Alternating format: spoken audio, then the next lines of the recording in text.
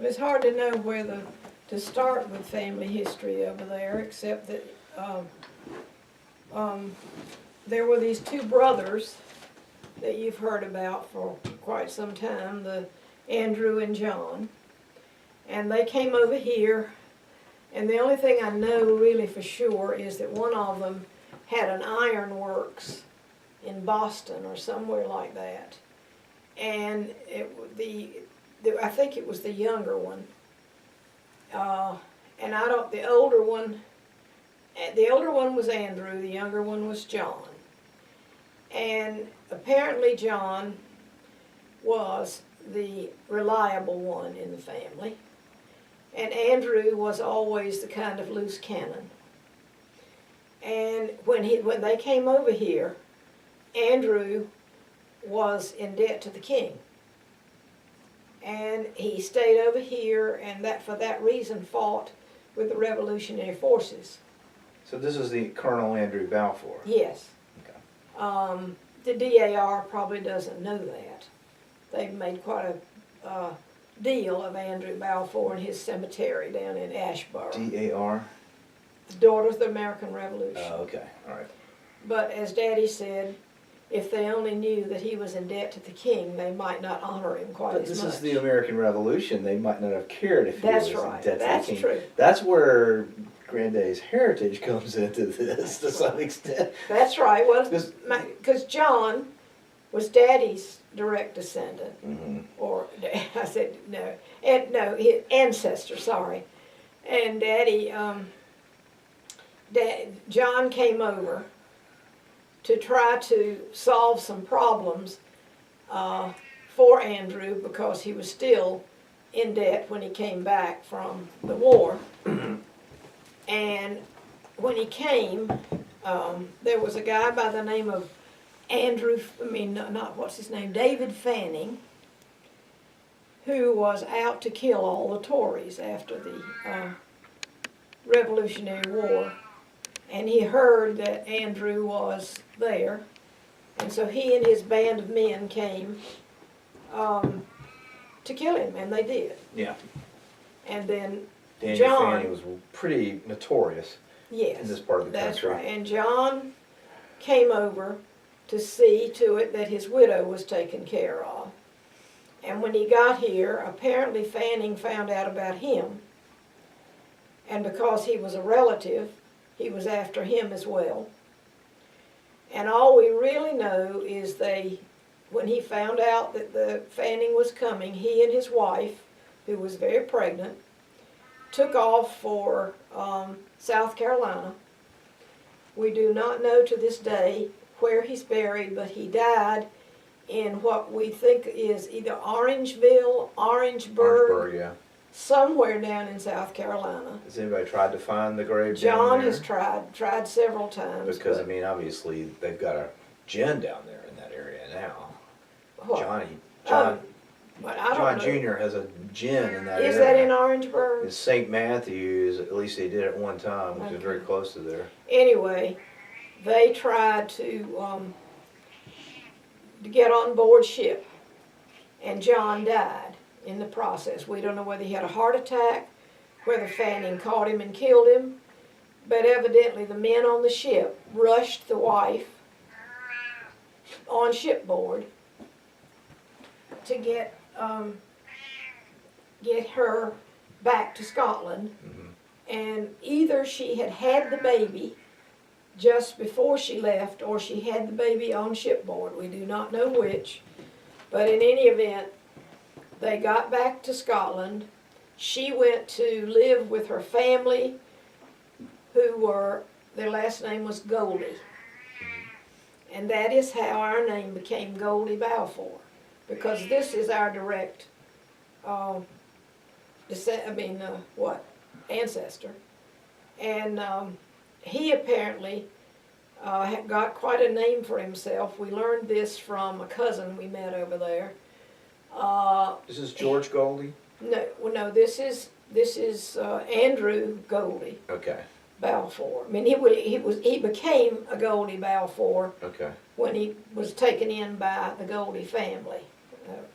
Anyway, he was quite a revolutionary person himself and fought pretty vigorously against the Catholic Church, and in you know, strong Protestant, strong Presbyterian, and one of our cousins over there actually found a picture of him somewhere at an auction, and that is in the hands of someone over there by the name of Aglin. I think his name is Randy Aglin.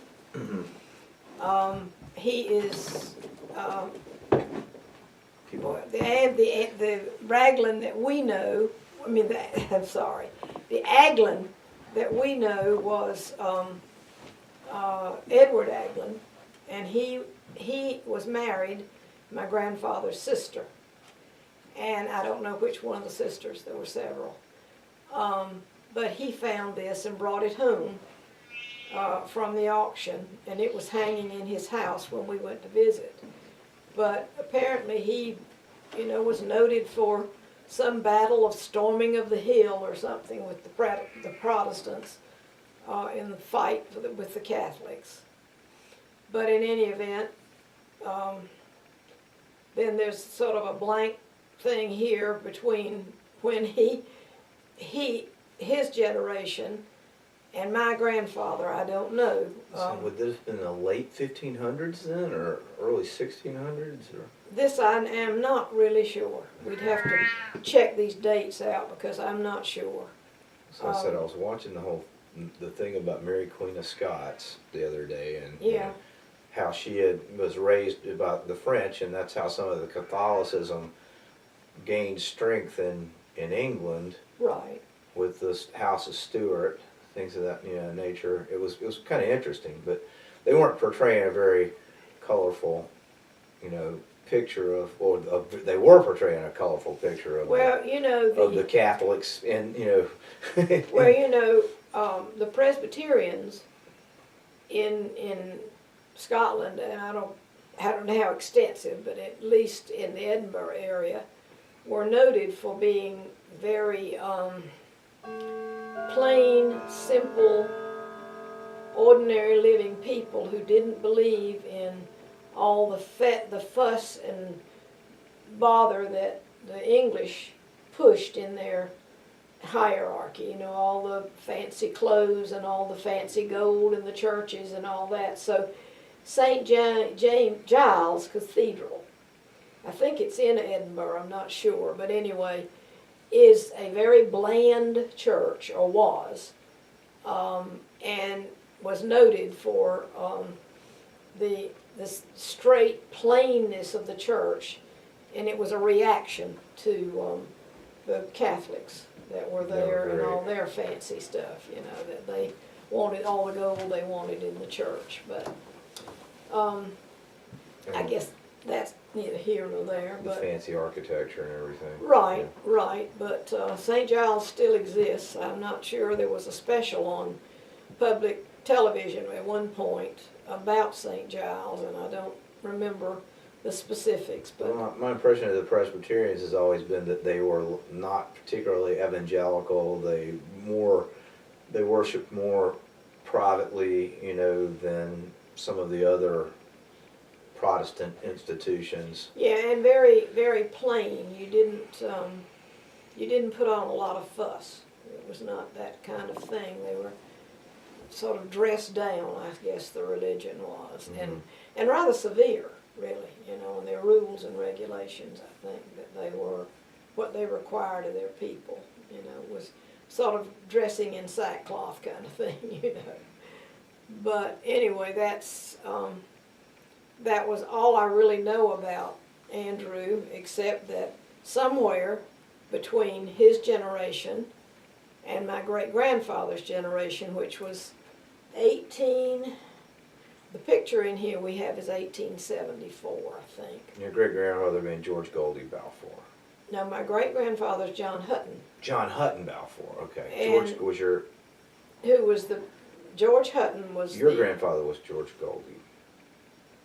Yes. Okay. My grandfather was George Goldie, and his father was John Hutton Goldie, who had he had about 7 children, and his father before him was an Andrew. That's always the generation, Andrew John, and his Andrew was also a botanist in the gardens, and then after him, of course, John Hutton came, and John Hutton was more distinguished as far as known stuff, but apparently Andrew did more for the garden, according to what we've got a book down here on the garden. And anyway, that he was noted more for that. But Well, anyway, John Hutton was the Queen's botanist. King's botanist. King's botanist, excuse me. Oh, that was the title anyway. King Edward, or which? No, it was just King's botanist. It's Okay. just the Right. title. In those days, if you were the hierarchy, you were a king, not a queen. But in those days, but anyway, somehow after, all the, Isaac Bailey Balfour was John Hutton's oldest son, and he also became a botanist at the garden. This greenhouse up there is named after him.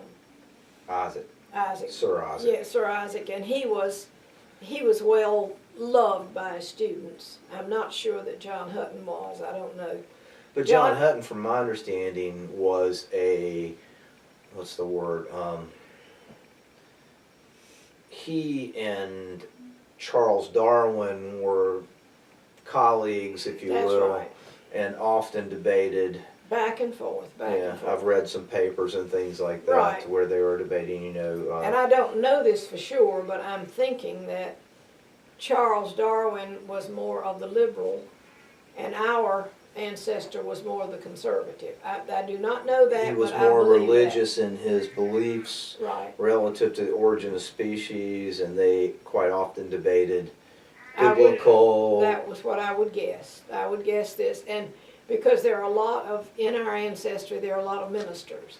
Ministers and professors were, Engineers. I don't know how many engineers there were. I know that grandfather was, but he might have broken ranks. I Well, don't know. Robert Louis Stevenson's ancestors were lighthouse architects and engineers. Yeah, but that is on, we've discovered that's on grandmother's side of the family, not grandfather's. We Okay. didn't know this, but there was just a Balfour in that line too. Okay. And we found that So out. that's in the Greenfields. No, grandmother, John Hutton's Oh, wife, okay. who Okay. by the way was a steward. Okay. And actually any kind of station that they had was really because of her and her family history. But Do you need Anyway. to stop and tend to something with the kitty? I don't know what to do with her. Okay, well, you're fine. I think it's amusing. No, we can stop it. We can stop it. I No, don't it's know. okay. It's go ahead. It's funny with the cat in the background. Anyway, I don't know what else to tell you in that line except that grandfather, as they grew up, the kids, and there was let's see, Isaac Bailey, and I don't remember some of the names of my grandfather. I know George Balfour was the youngest, and I've actually talked to him on the phone when I was over there, but he was not able to actually get out and meet people. But as far as I'm concerned, sounded a little strange. But anyway, I think he was a professor. I'm not sure. I think he was. But in any event, I don't know a lot about the sisters and that, because when Daddy left, his aunts and uncles, he kept up with them, and one was named Ada, and one was named, I can't remember, you'd have to look at the family tree. Well, I found most of that. I've done some genealogy, so I've got some of the family trees broken Right. out. But in any event, now one thing I have seen over there that would be well worth your looking up, on the family tree that we have, that actually comes from the Goldie family, but has a section somewhere on the Balfour part that was added to that. That tells you a lot of little things about houses that people lived in. And when Major and I were over there, and we were visiting with Edward and Persis Aglin, who Edward was Daddy's first cousin, okay? And we found out that we were looking at the family tree, and there was a house called Cardney. And Persis actually had a castle in her family, and she had a map of where all the castles and the old houses were. Mm-hmm. And when we mentioned Cardney, she said, you know, Cardney still exists. And I said, it does, and she said, yes. And she said, so does Stanton, which is, I think, the ancestors that Johnny has were all part of the Stewarts of Stanton. That's all I remember. But anyway, Major and I did see Stanton. We went by and saw the house, which is now owned by Americans, according to Persis. But the funny story we had about Cardney, Persis took us to see Cardney, and she said to me, now you know it is now owned by the McGregor clan, because, you know, one of the ancestors sold the property, you know, and he was in disgrace because he sold the property. But in any event, he sold it to the McGregors. And she said... Probably was more in disgrace because he sold it to the McGregors than anything, right? But the funny situation was that she said, would you like to see it? And I said, oh, I'd love to see it. And she said, well, you might be able to go into it. I will call Mrs. McGregor and see. And she was very funny about it. She said, now, Mrs. McGregor was something of a commoner. But she married, you know, into the McGregor clan. So she has been the one who's inherited this house. And she's made it into a bed and breakfast. And so she called her and she told her our story, and she said they'd like to see the house. And Mrs. McGregor said, oh, of course, have them come. And so Persis takes us over in her little buggy, her little car, and we drive up into the front of the house. And Persis says to us very emphatically, now, you stay in the car.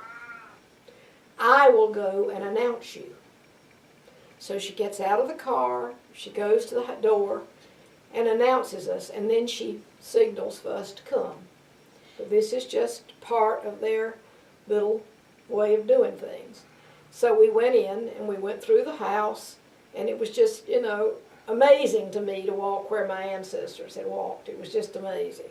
But the house was in good shape, and Mrs. McGregor said, would you like to see upstairs? And I said, yes, that would be nice. Persis said, I think I'll stay downstairs. And Major stayed downstairs. But I went upstairs. And she had rooms set up for bed and breakfast. And along the wall, the whole long wall, were pictures of Scotsmen in kilts. And it was quite a scene. And I'm walking down the hall, and I look. And much to my amazement, there is this picture of the steward that sold the property. You can see it at Johnny's house if you want to, the big picture, and then if Johnny ever gets it fixed. But the bottom picture is of this Scotsman. And I dusted it every Christmas. You know, I cleaned it off at Christmas. I knew this man. So I asked her, I stopped and I said, do you know who this is?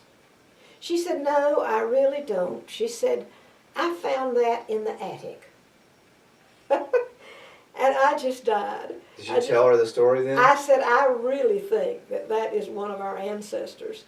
And I laughed and told her, and she said, well, it wouldn't surprise me that they didn't take it with them.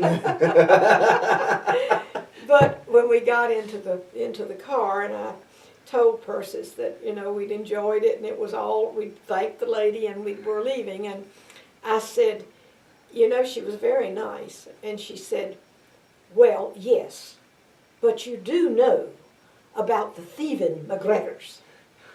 And I said, no, I don't. She said, well, that was their reputation. They took up everything they could have. And so I always remember the thieving McGregors. But So, I mean, the whole story of Rob Roy was not something that was particularly shared in your family, and I don't know about Rob Roy as far he's in a the McGregor. family. No, I mean in the family. No, Yeah, okay. I don't know. Yeah, he was a McGregor, but I don't know how he fits into all of this, except that probably he was one of those that, because the McGregors were probably rebels. well, that's the whole story of Rob Roy. If you watched the film or anything Yeah, like well, that, I know. Yeah, I know he has that reputation, but I know that he's. he You know, it's it was just one of the things we all remember about our trip over there, because it was really quite a fun thing to be there and to see all these things. And we, our cousin Edward, they took us up to a little croft. They had you know what an animal croft was out in the meadows in Scotland, like where a natural shed. it was where the animals shelter. lived in the and there was always a place for the shepherd who lived in the croft. And those places, when shepherding stopped, they just sort of sat there. And the National Forest was sort of purchased by the Scottish, I don't know who they were, national wildlife people, you know, preserving. Mm-hmm. But in any event, they had Edward and Persis purchased this little croft, and it was just part of their whole life to live in this little croft. He had renovated it, and When you say little, how little was it? well,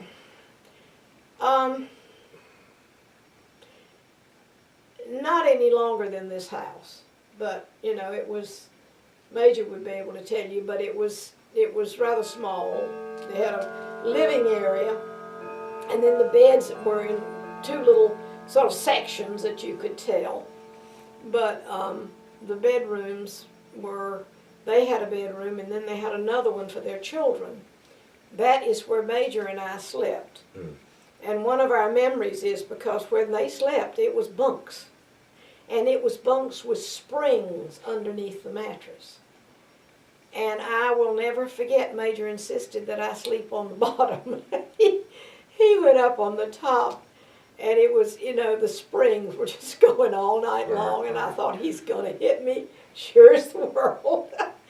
But we enjoyed it a whole lot. And we sat in the living room, or the great room, I guess it was. It had a little kitchen on the end of it, and one of the things that you looked out, they had a big window, and you looked out and you saw a hill across from you. Mm-hmm. And she said, Edward said, now, one of our entertainments here is to say, your guests sit and we have our refreshment. He gave us, you know, drinks, and he said, and then we look at the hill. And we look at all the little trees and the bumps that are on the top. And we all decide what we see. We tell stories about what we see. I remember he was talking like cloud gazing almost, or something. Yeah, but I mean, there were trees here, and there was this, and I can't remember any of the stories, but it was hilarious to come up with some of the things that he'd said.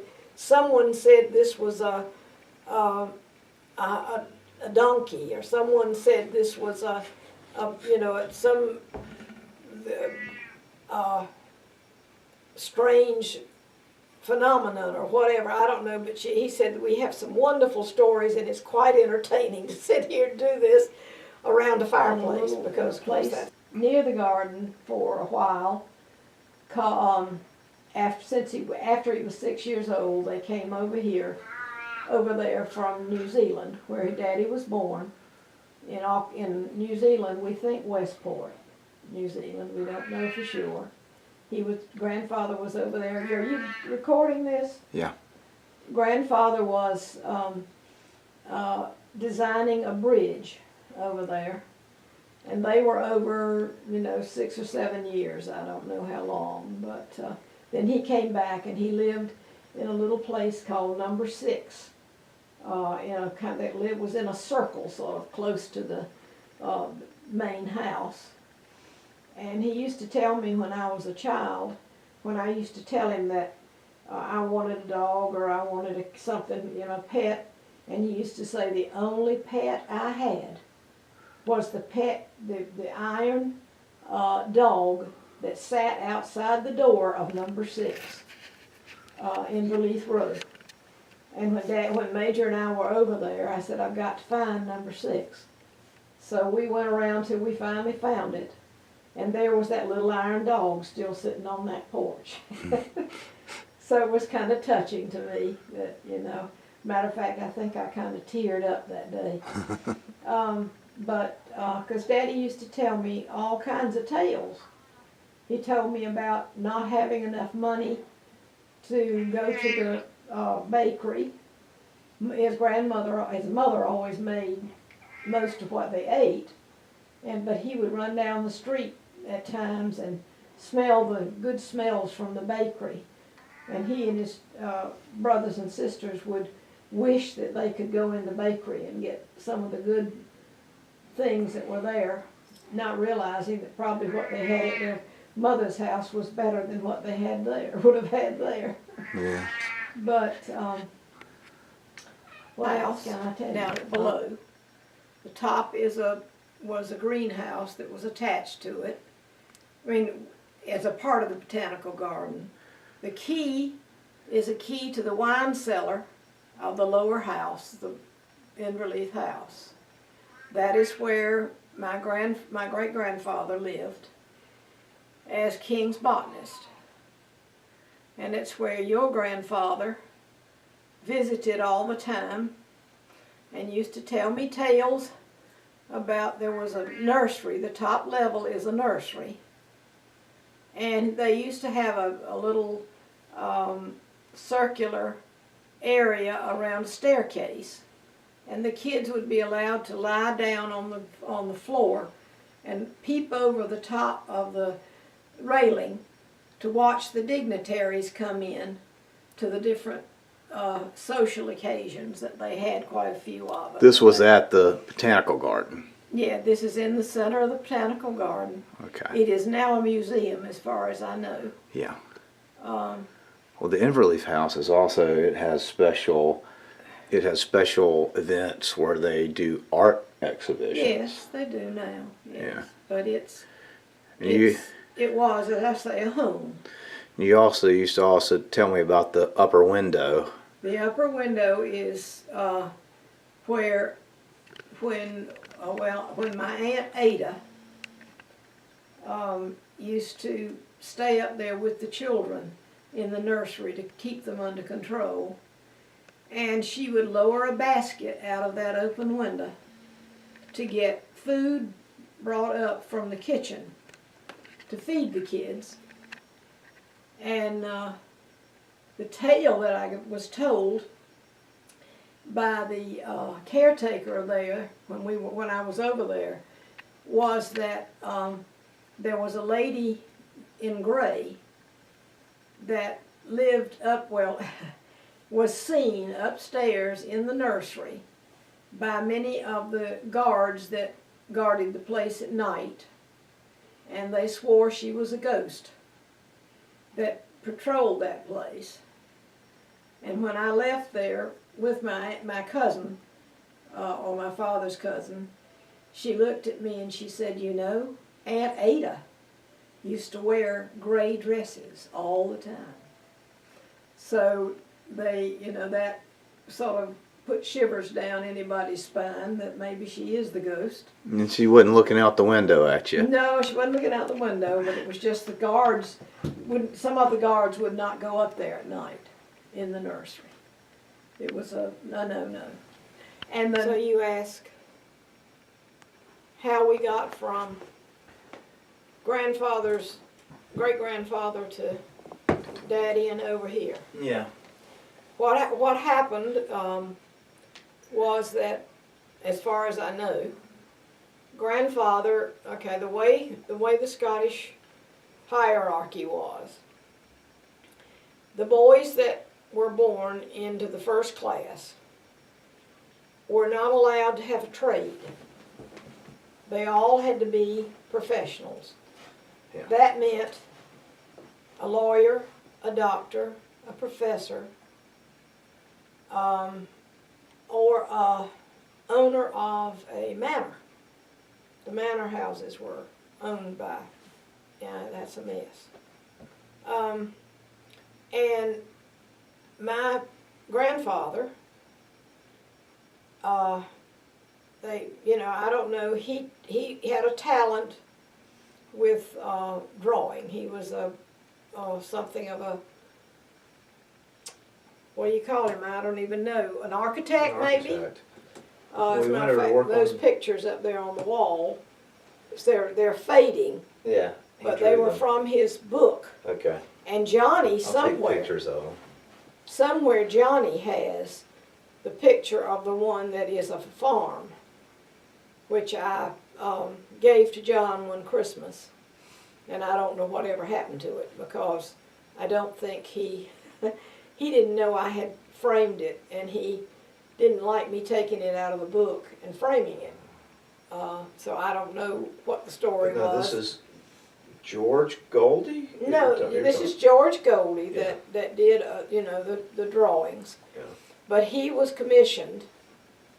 I guess his architecture was also a acceptable profession. Because he was in, like I said, he was in New Zealand. No, he was in Scotland. He was in He Scotland. trained in Scotland somewhere, I don't know where. Yeah, And he left there.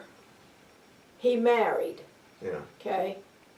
When he married, the story of this trunk is that all of the things in this trunk were wedding gifts that were given to George Goldie and his wife. Mm. And because they were going so far away in such a rugged trip, they took this down to I don't know what you call them now, but there was a person that made trunks. This is called a campaign trunk. And that trunk was made for these things, to make that trip. But anyway, This was the trip to New Zealand. this was the trip to New Zealand. Okay. And he and his wife went to New Zealand. I believe their first six children, I believe, were born there. And that Maybe included- just 5 of them. That included Napier, granddaddy. Yes. And Daddy's brothers and sisters were Neville, who was the oldest son, Aunt Sheila, Daddy, Aunt Ursula, not in that order.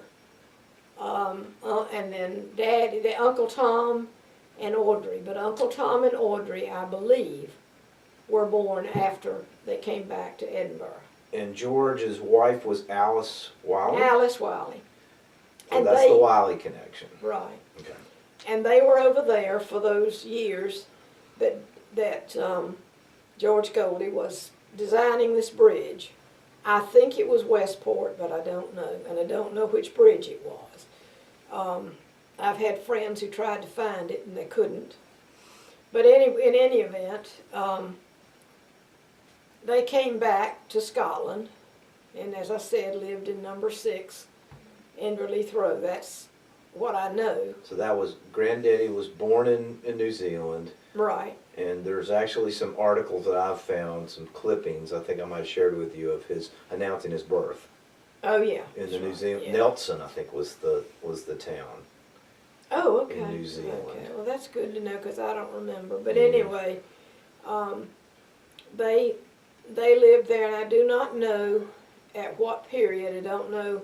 I gather they lived there for quite a while, and when it got to the point that Daddy had to have some kind of profession, there was no money to send these boys to school.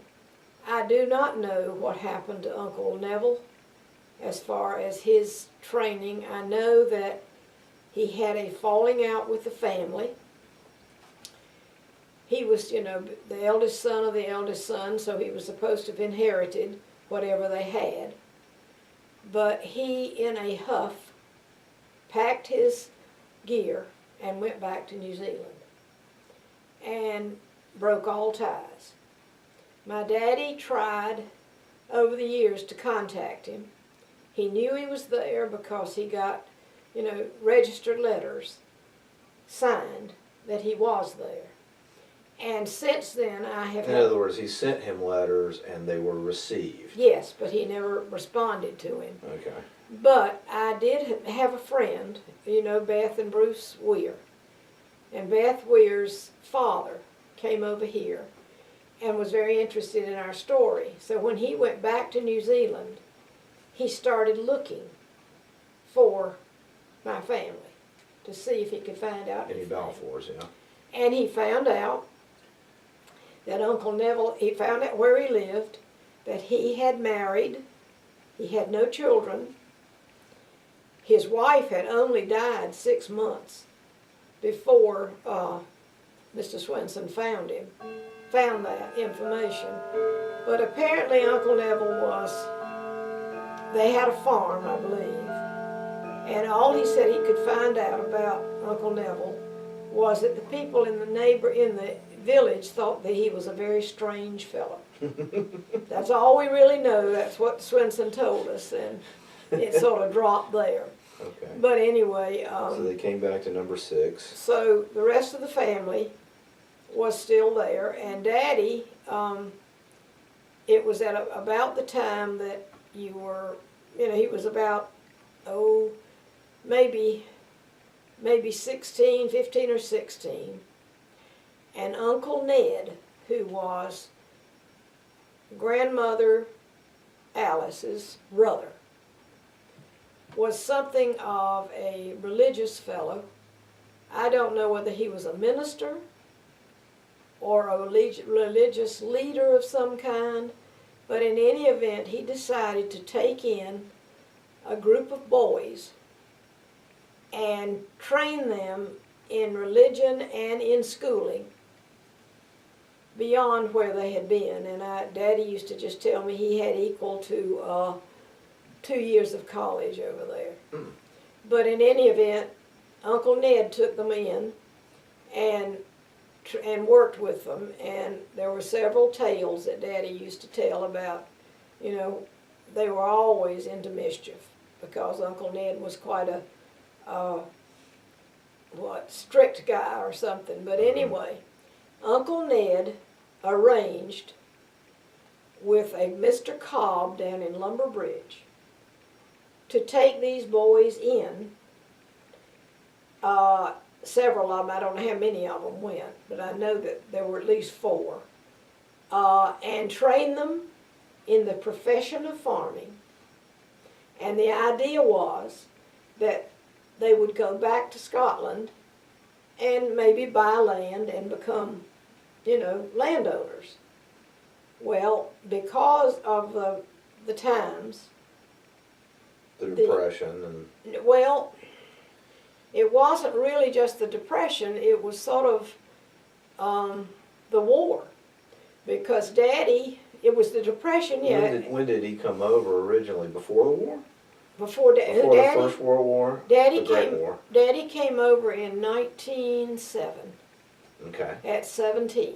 Okay. That was what I was told.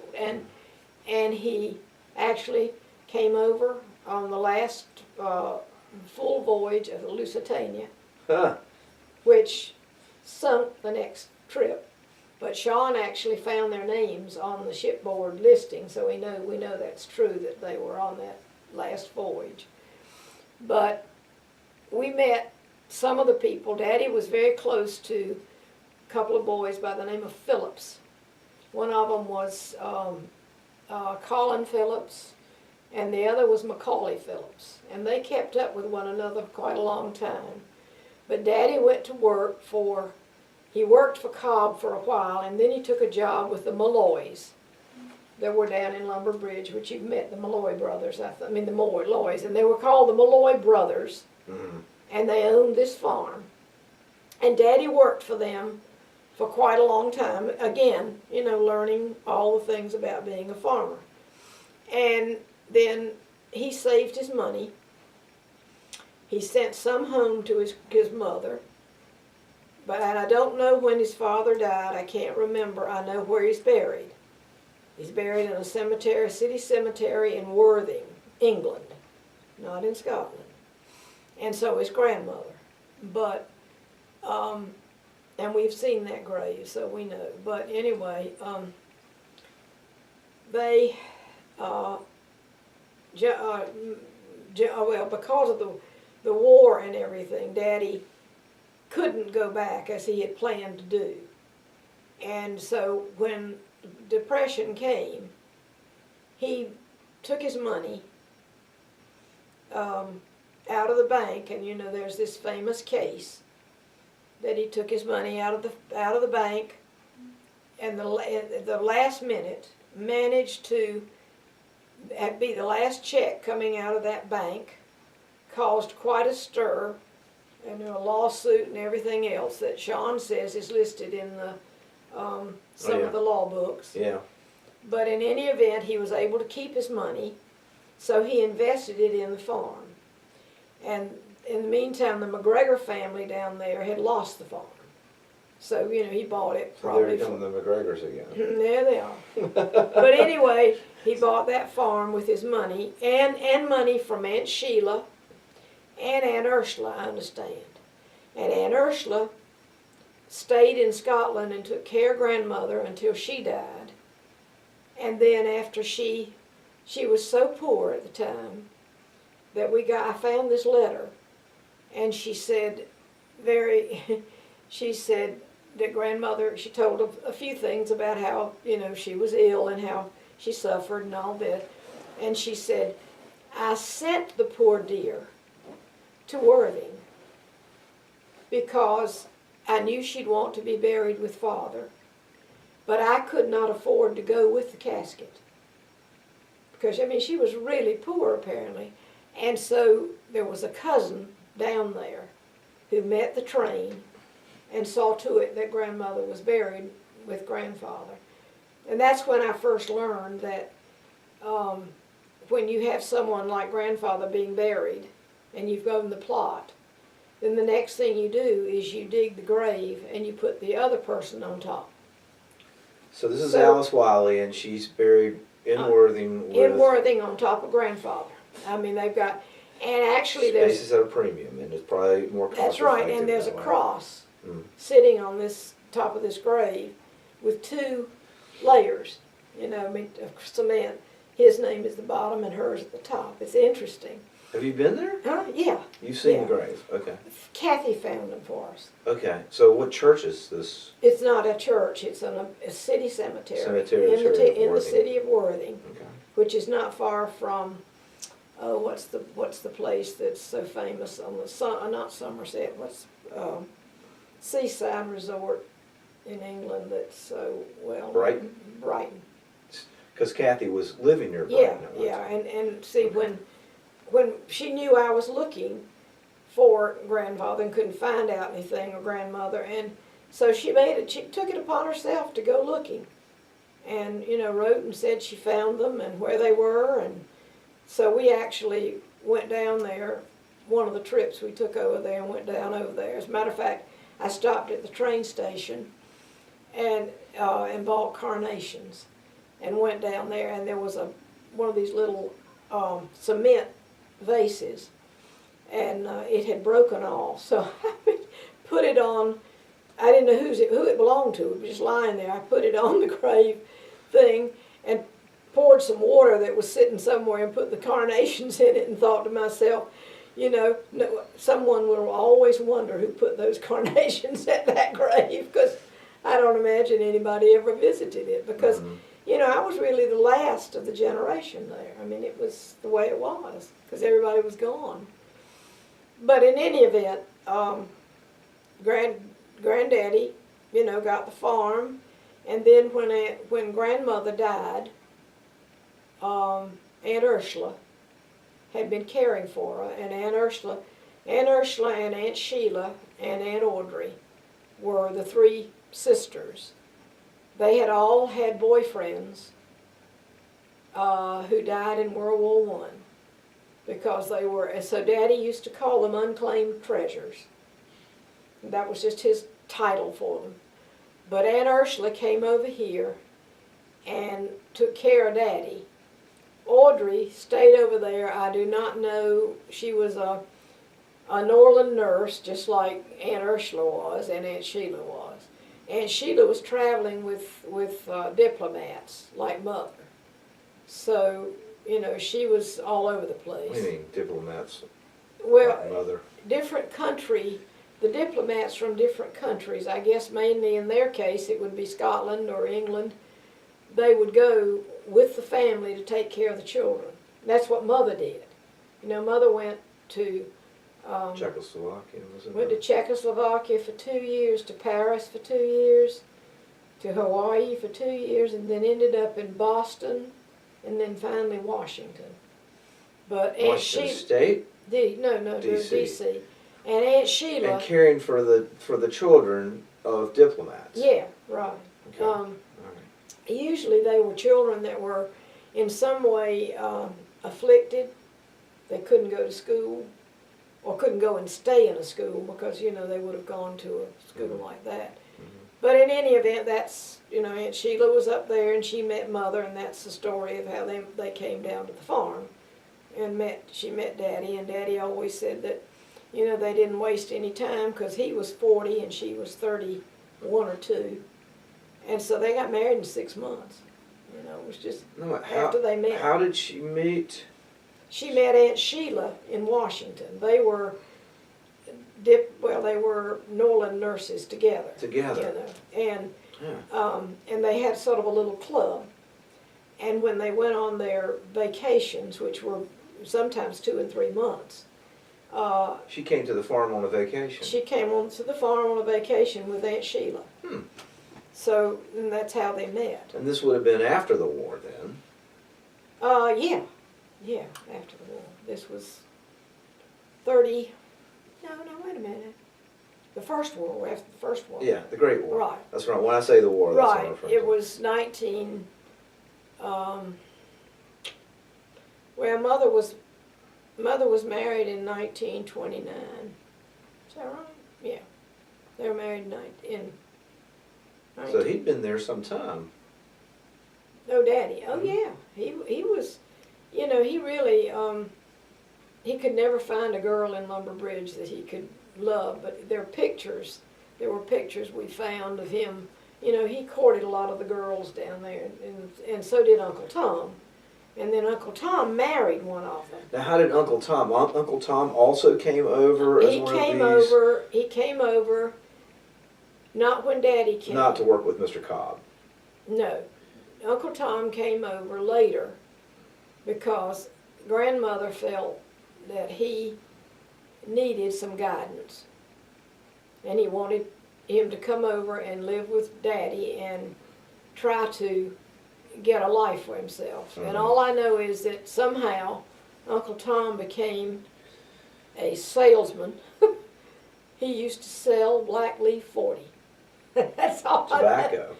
Is that Yeah. poison or something? I don't know what it is. Oh, Black Leaf 40 was a tobacco worm Yeah, I think it insecticide was. or Right, something yeah. like that. All I know is he used to sell, and he'd carry it in his vehicle and all that kind of stuff. And, you know, who knows how healthy it was. Yeah, right. But he had a pretty nice house, the house across from the church. Oh, You used to always refer to the house across the big from house. across The from the big church house. as Uncle Tom's That house. was, yeah. I don't know whether they inherited that house, but Aunt Essie, you know, had Neil and Mary and Audrey.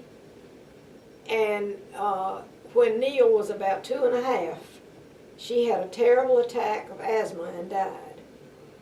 And so they stayed there for a while.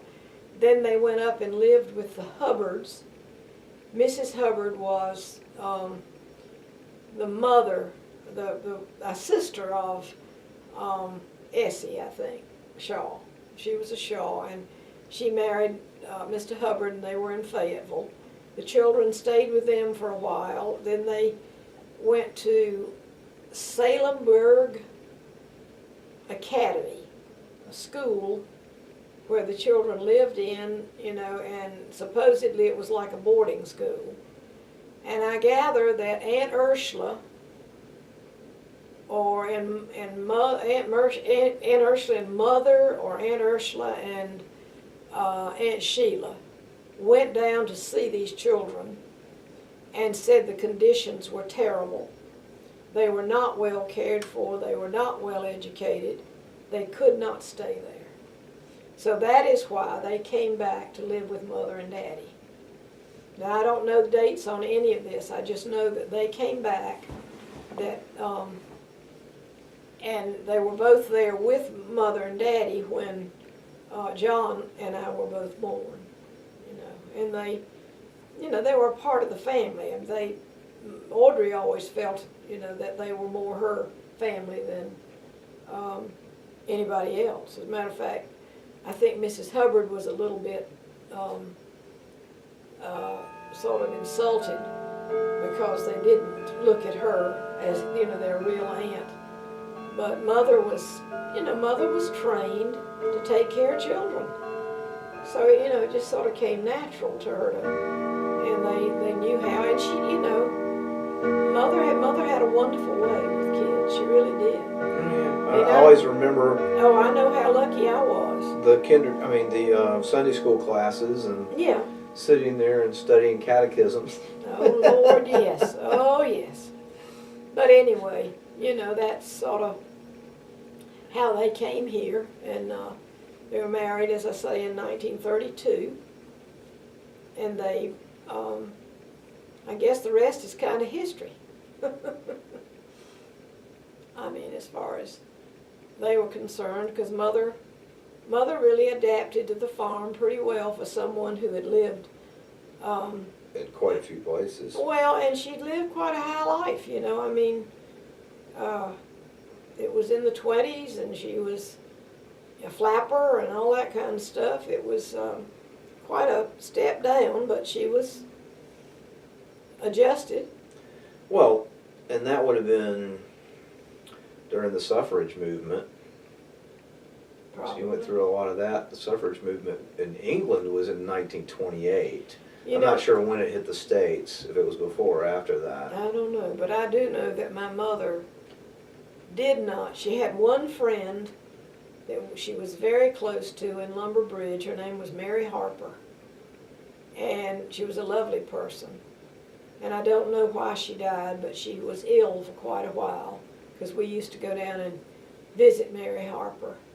And I always remember the house, Mary Harper McGugan again. But they had this garden in the back, and they had these huge elephant leaves. The plant, big elephant. And they grew, of course, next to the house. Mm-hmm. And so while Mother was visiting with Mary Harper, I would go out in the backyard to play and build my house under those big elephant leaves. Like I always remember that. It was, it was a special place. But that was the only close friend that Mother ever had. She tried. Daddy became a Mason, and he was pretty much into Masonry. You were never allowed to know much about Masonry, so right. It was a secret thing. But Mother joined the Eastern Star, which was the women's division of that, sort of associated with the Masons. Mm-hmm. But you evidently you had to, when they had social occasions, you always had to wear formal clothes and all this kind of stuff. And Mother got thoroughly disgusted with all of it. She said it was all pretentious, the women's thing. And she didn't care for the attitude of the women of Rayford. She never liked the women in Rayford. There was something about them. They put on airs, she used to say, and the only people that we really associated with very much were the Manns, which was a Jewish family, And the Israel man was, he came from, oh gosh, was he Russian? I think he was a Russian Jew. But he escaped, just before the war. And came over here and settled in Rayford with his wife. I don't know how he met his wife, but he knew about Daddy and the Balfour Declaration. So he was very into, the Balfours because they had done this thing. And so he and Daddy became very close friends. And Mrs. Mann and Mother were friends, not close friends, but friends. Mm. And, that's when I got to know the daughter, Shirley, because we used to come up here and have our teeth straightened together. Because there was no one down that area that could straighten teeth. Mm.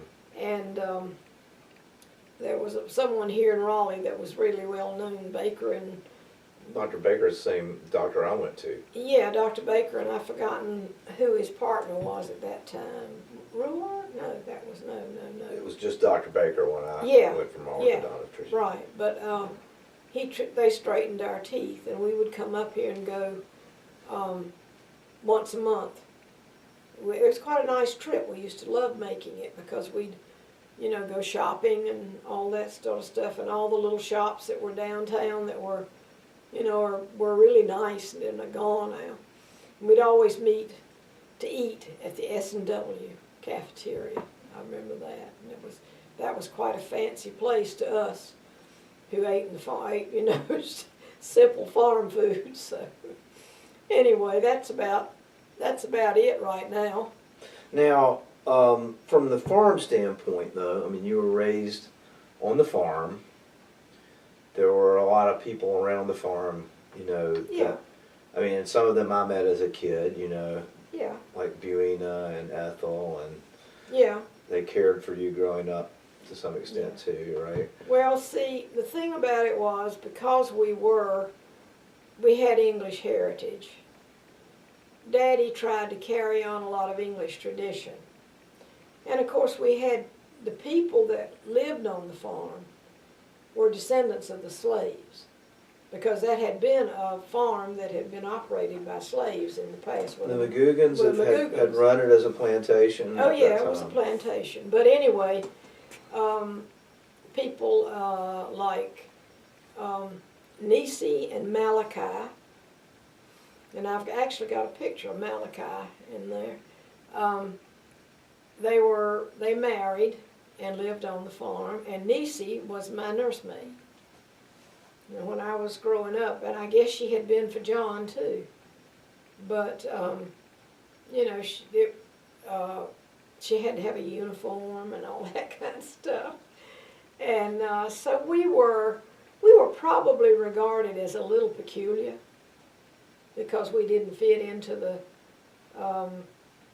what they call the norm down there. I mean, it was sort of the way it was. What was the norm down there? Well, I don't know. I mean, I know Mother, Mother had her English traditions and Daddy had his Scottish traditions. And I know people used to visit Mother to have tea, always at 4 o'clock in the afternoon, and they made a big deal out of that. And I met, well, I don't know whether you know the Marleys or not, but I met this lady who's married to one of the boys I grew up with.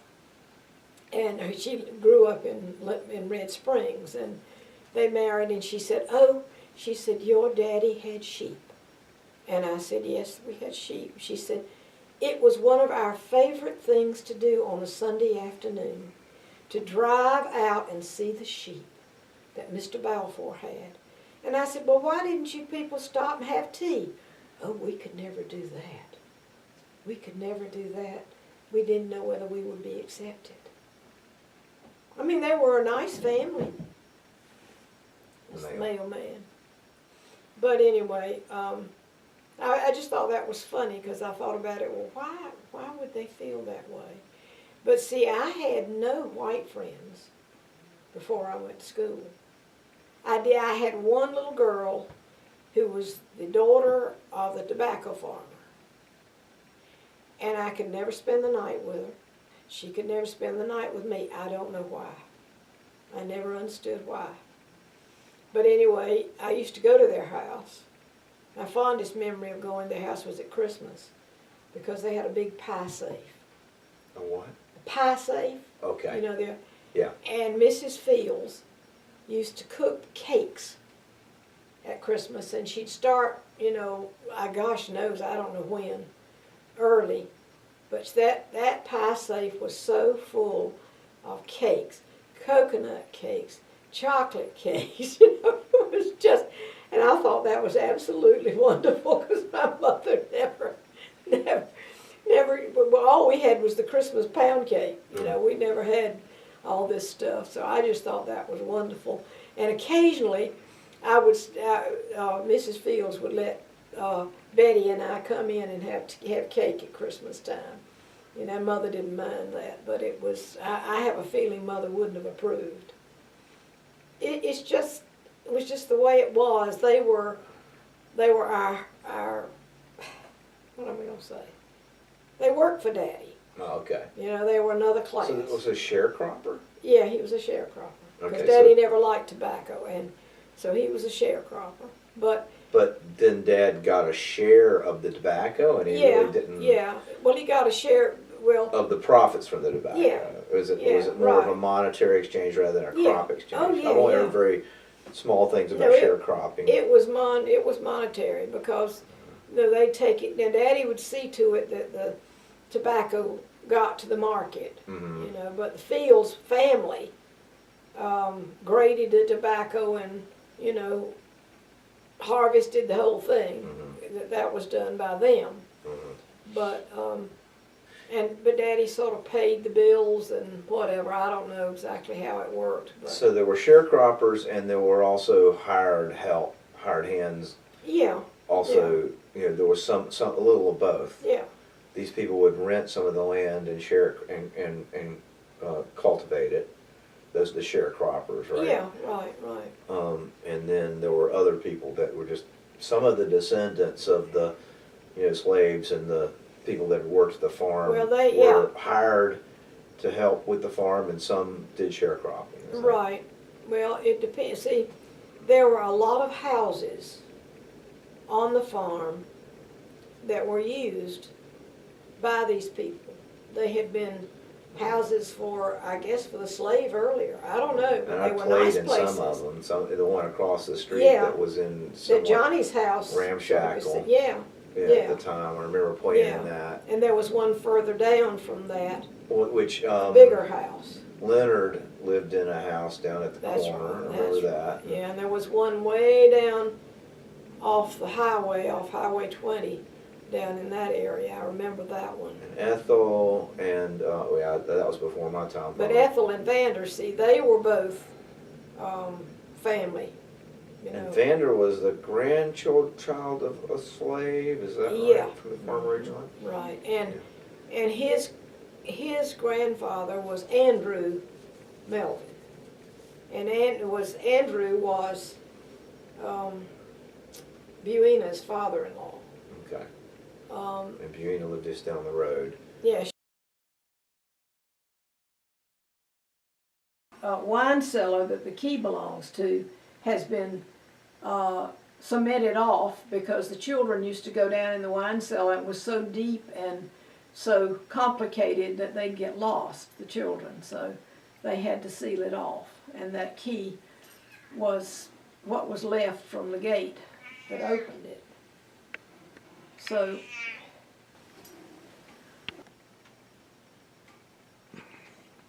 These are George Goldie sketches.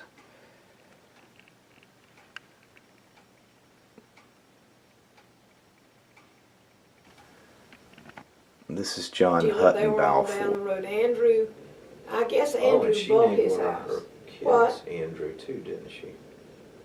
No, Or I know she. grandchild. I don't remember. Well, I think she did. Maybe it's a great grandchild or something. All right. But anyway, Buena's husband actually built their house eventually. Okay. because he didn't make the roof high enough. I remember it was too low. The ceilings were too low. It was a low. Yeah, I remember going in Yeah, there. right. And The house is still I there. remember, but Jerry actually, the trees come on. Mhm. But Jerry actually had quite a bit of, I guess, talent in that respect. But he was lazy. Mm. He never worked. And no, Andrew was not. Now, Daddy had a lot of respect for Andrew. Daddy and Andrew did a lot. We know the little cement trough that's on the farm, the huge cement trough that they used to have water in for the animals when they had the cattle. It's now, Vaguely. all I know is it now was turned upside down the last time I saw, so it wouldn't collect water. Mm. But They built that. yeah, they built that together. And then these little crocks that I've got one here, you know. I've got two of them. Have you? Okay. Well, The they, chicken crocs. yeah. Well, Daddy made those. He and Andrew. And John loved Andrew. Andrew used to teach John. I think Andrew taught John about all he ever knew about just mechanics and stuff. Before John, I guess John learned some things from school too, but it was just that Andrew, he'd work with Andrew. He'd go out and work with Andrew, and just learned a whole lot. Because Andrew was a very talented old man, but he lived there quite a long time. And then I don't know who I don't know whose Vander's parents were. I can't remember, but I know he lived. He lived in another house on the farm. It was an old ramshackle house beside the house that he and Ethel made, built beside it. And they bought that land from Daddy. I don't know what they paid for it or any of that, but when does Josh come home? Stop it. Why don't you turn this